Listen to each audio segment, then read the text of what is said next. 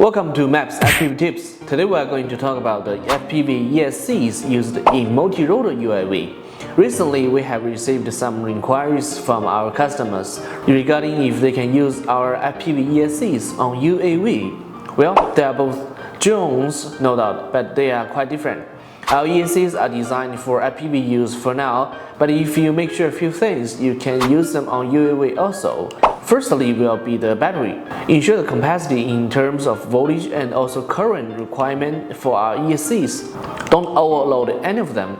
You also need to make sure whether your multi-rotor UAV experience similar high-speed airflow conditions as FPV do to ensure the heat dissipation of ESCs. Under those same operational conditions, our 4-in-1 ESCs should be suitable for the multi-rotor UAV. Hopefully this video can help you out. Go ahead, like and subscribe. We'll see you next time. MEPS